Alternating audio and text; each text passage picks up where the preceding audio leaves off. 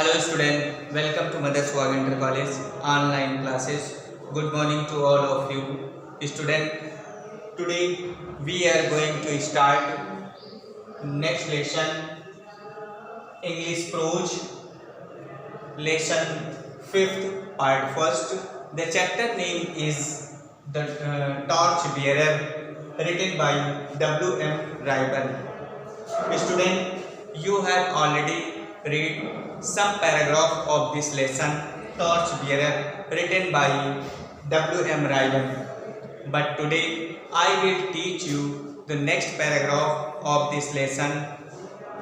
Now before I will recite the paragraph of the lesson, now I start. I want to say before you, you have already read some story of this lesson. You know, there was a merchant. He worked hard. He made more money by hard working, but he did not want to divide his money between the two children. He wanted to give his money only one who proved himself cleverer than two. Thus, both of the students proved himself cleverer than two. At last, the second son proved he himself a cleverer. At last, the merchant gave all his money to the second son. Now I will start the next paragraph. जैसा कि बच्चों आपने देखा कि इस पाठ में एक व्यापारी की कहानी है। उस व्यापारी की कहानी में वो पूरी जिंदगी बहुत कठिन परिश्रम करता है और कठिन परिश्रम के बाद वो बहुत सारा धन कमा लेता है और वो अपने दोनों पुत्रों में बांटना चाहता है। दोनों पुत्रों में नहीं देना चाहता, बल्कि वो किसी एक पुत्र को देना चाहता है जो उनमें से सबसे चालाक है। इस प्रकार से व्यापारी ने दूसरे पुत्र को पूरा धन देता है। अब इसके बाद हम आगे का पैराग्राफ का अध्ययन करेंगे। Now we all live in a big house which we call our native country. We have each of us been given some 1 rupee, some 2 rupee, some 3 rupee, and some 4 rupees. But these rupees are not rupee with which we can buy things, but they are a different power. We have been given. Each of us has a power of body, power of mind, power of character. Each of us has a strength, time, intelligence, which can be used as we leave school and go out into the world. We are tested as how to we are going to use these talent which we possess. तो बच्चों आपने देखा कि लेखक कह रहा है कि now we all live in a big house. अब जो है हम सभी एक बड़े घर में रहते हैं, which we call our native, जिसे हम अपनी मातृभूमि कहते हैं। We have each of us been given, हम में से प्रत्येक को ये दिया गया है। We have each of us, हम में से प्रत्येक को been given, ये दिया गया है क्या? some 1 rupee, किसी को 1 रुपया, some 2 rupees, किसी को 2 रुपया, some 3 rupees और किसी को 3 रुपया, some 4 rupees और किसी को 4 रुपया। But these rupees are not rupee, ये रुपए वो पैसे नहीं है, वो रुपए नहीं है with which we can buy things। ये रुपए जिसको लेखक ने बताया है, किसी को 1 रुपया, किसी को 2 रुपया, किसी को 3 रुपया और किसी को 4 रुपया दिया गया है। लेकिन लेखक कहता है ये रुपए नहीं है जिनसे हम कोई वस्तु खरीद सकते हैं, which we can buy things but they are different powers। लेखक कह रहा है लेकिन ये they are a different power, ये विभिन्न प्रकार की शक्तियां हैं। वी हैव बीन गिवन, जो हमें प्रदान की गई है। Each of us has power of body, हम में से प्रत्येक के पास में शरीर की शक्ति है। पावर ऑफ माइंड, ये मस्तिष्क की शक्ति। It means a very intelligent person.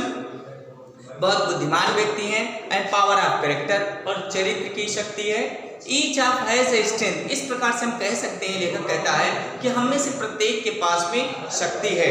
Each of us has a strength, हम में से सबके पास में शक्ति है, समय है, टाइम है, इंटेलिजेंस माने बुद्धि है, and which can be use, जिसे हम प्रयोग कर सकते हैं, जिसे हम उपयोग कर सकते हैं। एज वी हैव लिव, जब हम स्कूल को छोड़ते हैं, and go out into the world, और संसार में जाते हैं, विभिन्न भागों में जाते हैं, शिक्षा ग्रहण करने के बाद हम विभिन्न क्षेत्रों में जाते हैं, विभिन्न जगहों पे जाते हैं, तो वी आर टेस्टेड, हमें परीक्षण किया जाता है, हमें यूज किया जाता है, परीक्षण किया जाता है। टेस्ट माने परीक्षण करना, हमें परीक्षण किया जाता है as to how we are going to use this talent, कि हम उस प्रतिभा को, टैलेंट माने प्रतिभा, कि हम उस प्रतिभा को किस प्रकार से प्रयोग करने जा रहे हैं। इस बात को हमें डिफरेंट संसार में, हर जगह में हमें टेस्ट किया जाता है।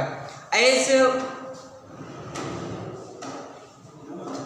यूज दीज टैलेंट्स, उस प्रतिभा का हम कैसे प्रयोग कर रहे हैं। विच वी पॉसेस, जो हमें प्रदान की गई, जो हमें हमारे अंदर है। Are we going to use them to buy this useless है। लेखक कह रहा है कि are we going to use them to buy useless है, क्या हम जो है उसे बेकार भूसे की तरीके से प्रयोग करने जा रहे हैं, या फिर और are we going to use them to the spread light through our house that is our country. लेखक कह रहा है कि are we going to use them to buy useless है, क्या हम जो है उसे बेकार भूसे के तरीके से उपयोग करने जा रहे हैं, या फिर are we going to use them to the spread, या हम फैली हुई प्रकाश की भांति, जो हमारे घर में फैली, पूरे घर में फैली हुई प्रकाश की भांति उस प्रतिभा का प्रयोग करने जा रहे हैं, जो है अवर, जो हमारे देश में भी। If we are going to be good citizen, यदि हम, लेखक कह रहा है कि if we are going to be good citizen, यदि हम एक अच्छे नागरिक होंगे, तो then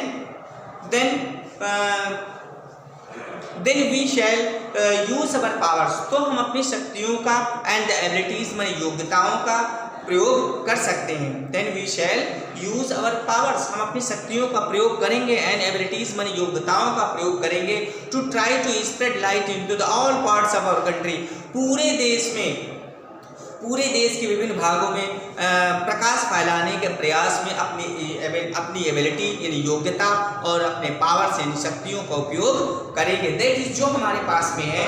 we shall spend our self in the service of our country. लेखक कह रहा है कि इस प्रकार से वी शैल स्पेंड, हम स्वयं जो है खर्च करेंगे, in the service of our country, अपने देश की सेवा करने में हम अपनी योग्यता को, अपनी शक्तियों को, अपनी प्रतिभा को उपयोग करेंगे।